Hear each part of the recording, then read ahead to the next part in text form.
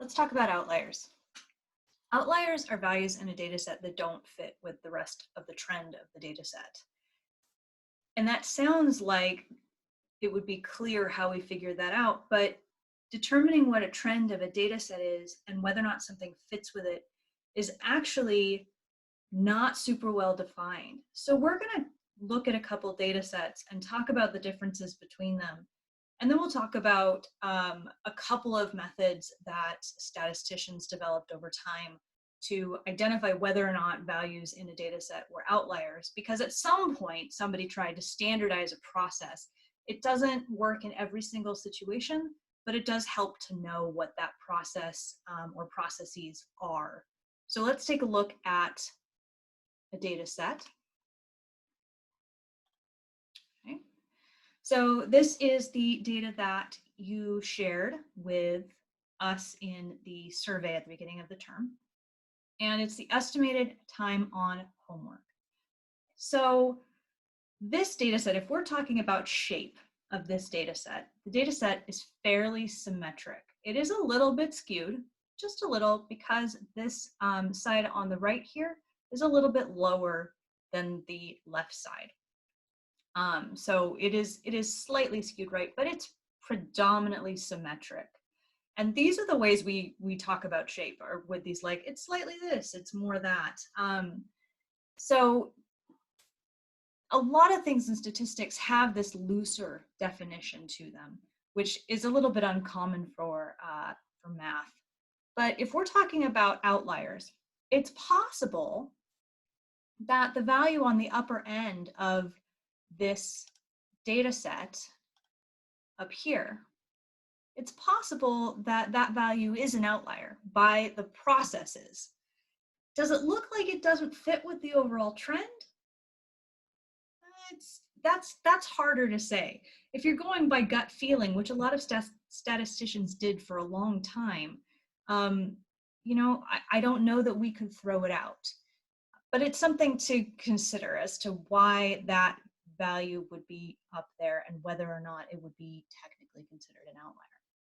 Let's look at another example to compare to that. This is the data for rolls of toilet paper. And there is a value, and we can see just how far away this value is up here at the top. That gut feeling is an outlier. We're going to look at the processes to show that it is an outlier, but we know that without even doing any sort of mathematical process. So the processes for finding outliers help us make decisions of the cases that are a little bit harder to decide. It just helps us think about the data set some more to look at what the processes might tell us. But statisticians, when they're actually making these decisions in the real world, they do have to rely to some extent on their gut reaction to things. So let's take a look at how we determine an outlier. What we're going to do with these data sets is we are going to need the first quartile and we are going to need the third quartile. Now in this data set, the first and third quartile are in this tiny space up here. Both of them are in there. So if I draw where both of those are, it's like right here and like right here. That's quartile 1 and quartile 3. That means the middle 50% of our data is in this teeny tiny space. And if we want to find the IQR, which is the span of that middle 50%, we can simply subtract quartile 3 and quartile 1. So taking the 30 and subtracting the 8.75. So our IQR is 21.25. Anytime we're talking about outliers, you're comparing how far away a data value is by the spread, or using the spread of the rest of the data set, or of the data set itself. So determining outliers in a data set like this, they take the IQR, this tiny amount right here in this graph, and what we do, and this is again a process that statisticians developed by gut feelings, is you multiply it by 1.5. You say, okay, well that's great that that's the IQR. Let me make it a little bit bigger. Let me multiply by 1.5 to think about the spread or what would be considered typical in a slightly wider range. Okay? So I'm going to take out the standard deviation here, and I'm going to label this as 1.5 IQRs. Okay, so it's 1.5 of them. So I'll just take my IQR and I will multiply by 1.5. So 31.875. That's going to be the range where we are considering things to be fairly typical. And what we do with this now is you take quartile 1 and 3, and you take this new slightly bigger range and you subtract it from quartile 1 and add it to quartile 3. And now you've set up boundaries. Anything inside those boundaries is not an outlier. Anything outside those boundaries is an outlier. Okay? So if I make my phone silent, if I take this value here and I'm going to do the boundary, the lower boundary, that's going to be the quartile 1 minus my 1.5 IQRs. It's a negative number. It'd be way over here somewhere. Not way over, it'd be like right here. Anything less than that would be an outlier. Well, there isn't anything less than that. So there's no lower outliers. If I do the upper boundary, I'm going to take quartile 3 and add on the 1.5 IQRs. My upper boundary is 61.875. That's right here. So if I put in my my boundaries are something like right here and right here, something like that. Anything outside of those is considered an outlier. So there are actually other outliers in this data set besides the one we had the gut feeling for. These values up here are also outliers. So that's one process for determining outliers. Okay. If I go back to my data set over here, with more symmetric data like this, the method we actually end up using is with standard deviations more often. You could certainly use the IQR method again for this one, but we end up using standard deviation sometimes when we have data that's a little bit more symmetric. So if I find the standard deviation here first,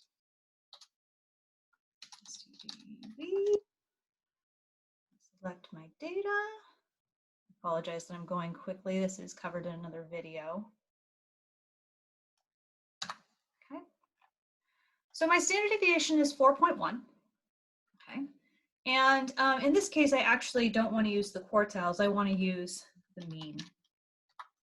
And this is a method that we use for outliers as well. Again, just based on gut reaction, gut feelings that statisticians developed over time.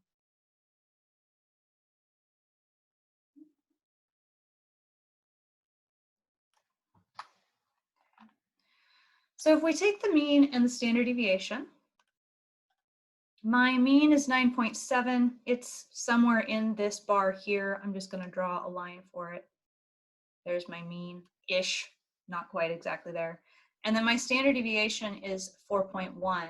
So if I go down 4.1 from there, I'm going to be at about 5.5 or something like that. It's going to be like right here. And if I go up 4.1, it's going to be something in the 13 to 14 range, maybe something like that. This is a very typical range for the data. In fact, there's nothing outside of this that looks abnormal. So what statisticians decided is like, well, one standard deviation is not enough. Just like one IQR isn't enough. And so they typically looked at 2 standard deviations for deciding outliers, and sometimes even 3 standard deviations for deciding outliers. So I'm just using that same kind of distance of 4.1-ish to go out from my mean here.